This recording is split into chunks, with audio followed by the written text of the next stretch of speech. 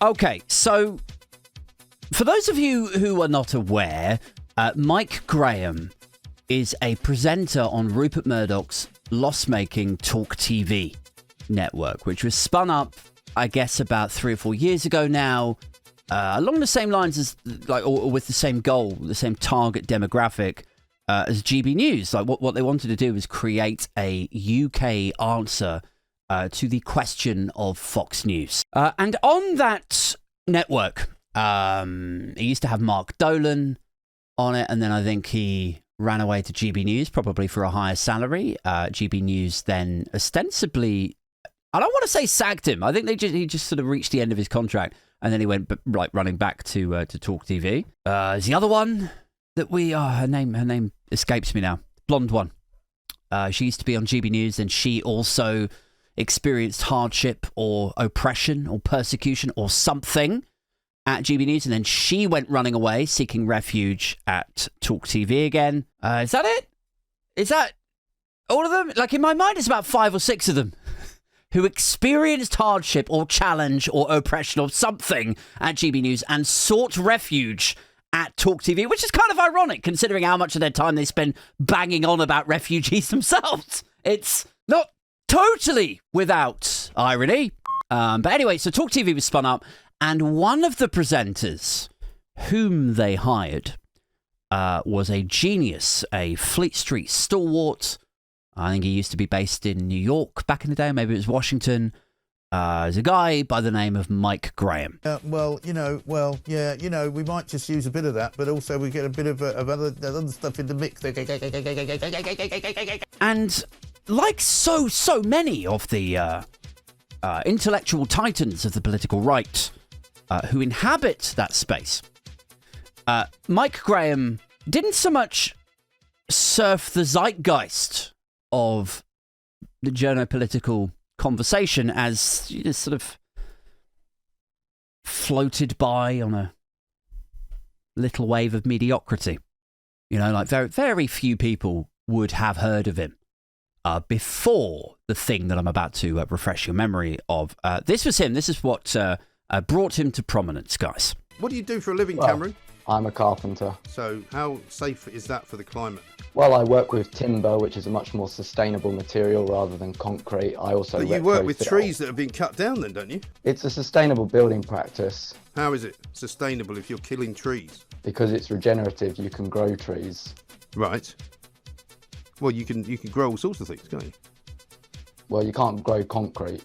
You can.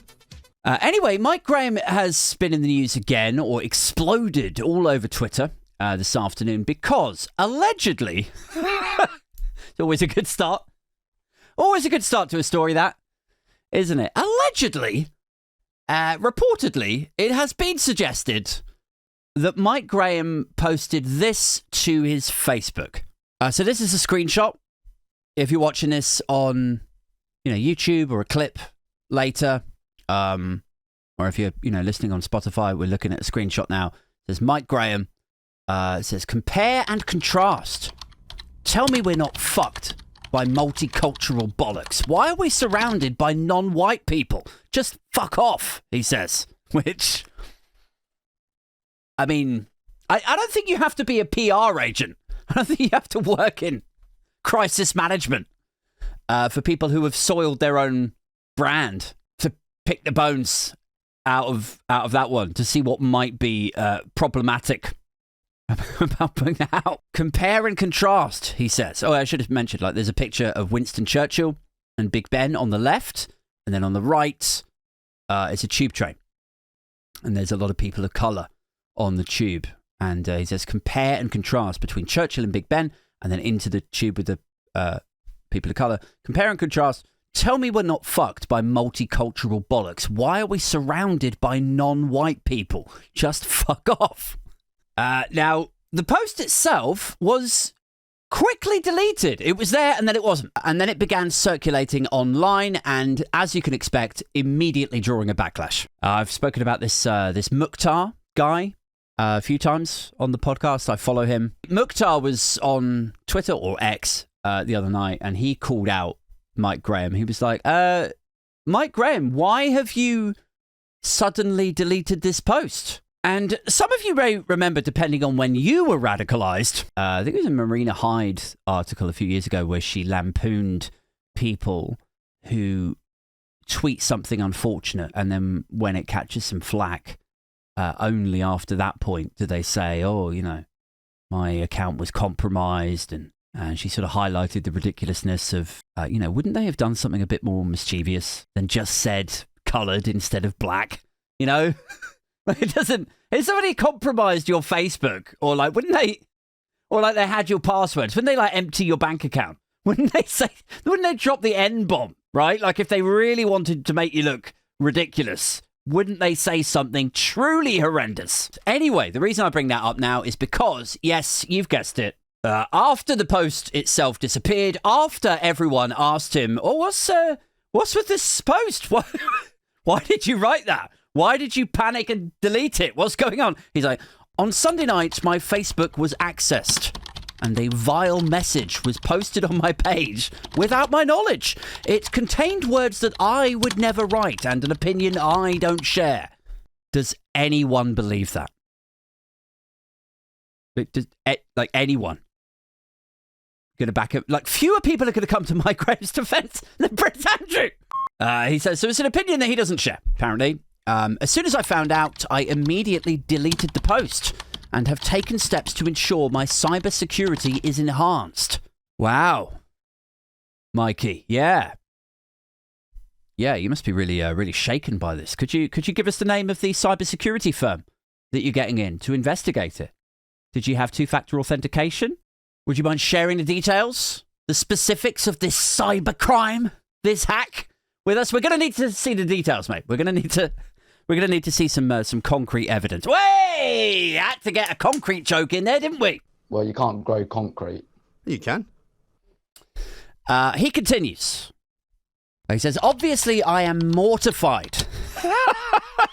He's mortified. So he is.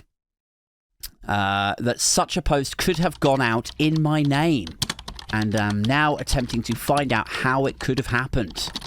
I'm equally very sorry for any distress it has caused to anyone. And so then, obviously, there's a lot of people, you know, really going to town on him. Because there's this Facebook post that appears to be saying what I would imagine, I'm going to tread really carefully here, I wouldn't be surprised if he came out with that exact kind of thing. Allegedly, reportedly, etc. Like, I'm not saying that he definitely did. I'm not saying that it's, you know, maybe he was hacked and a hacker did this. A hacker did it. Maybe that's true. But yeah, in the immediate aftermath, everybody's like, you know, quote tweeting this explanation saying like, my Facebook was hacked. It wasn't me. It was somebody else. Somebody else gained control through the mainframe using a dongle and and the reason that you know, people say stupid stuff on social media every day. I mean, look, I said, have a look at my fucking feeds. I come out with some stupid shit. If I had a profile as big as Mike Graham's, I'm sure I'd get pulled up on a few things here and there. Although, you know, I've never told a tube full of people of colour to just fuck off or suggested that they're holding back civilization. I've never gone that far, I don't think. But the reason that I wanted to talk about it is because the plot gets thicker. It gets even weirder, as you can see here, because people start, you know, because it's like, oh, I was hacked. People are like, hang on a second. Let's see if we can expose this for what it reportedly, allegedly, probably is. So here's Alex Andreo. He's a well-known liberal commentator. He says, how cunning of this hacker to use the same image you had just posted on X only moments earlier. And if you believe that, I have a concrete tree to say. I mean, there's always going to be a lot of concrete jokes here, Mike. I don't think you can escape that. But it's a good fucking point. It's good detective work there. If you're going to hack Mike Graham's Facebook and you were going to put two photos up, you know, you'd play, oh, I'll make him say this. This will make him look like a right cunt. And your partner in crime hacker is like, what are you going to do? Like repost his monologue from that morning. I've chosen two photos. One of Big Ben with the Winston Churchill statue to showcase our civilization. And then the other one is like a tube carriage of people of colour. Like, if you were going to plan a post with which to make him look stupid because you are a nefarious actor, if that was you, you would have, like, picked your photos in advance, right? And what Alex Andrea was saying is, like, how come the hacker, for his photo or her photo, you know, let's be inclusive, there's no reason that nefarious cybercrime actors can't be women. Anyone could compromise a Facebook account. Even the fucking, you know, ballet dancer. She doesn't realise it yet, but her next career is in cyber. That's what they meant. Maybe it's that. Anyway, why would you use the same photo on Facebook as the one that this guy has literally just posted on his Twitter? It's the same photo. So what, like, they got hold of your phone?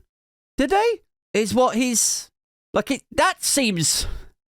it seems unlikely. It's not... What sort of narrative are we... We're not building a strong case here for Mike Graham, I don't think. And it gets worse. Then we scroll down here and he says, actually, it's not even exactly the same image. He says, it's another one that was taken a fraction later. Like, you know, when you take a picture of a place, you like take 3 or 4 quick snaps. It's another one taken like a split second later with the same phone.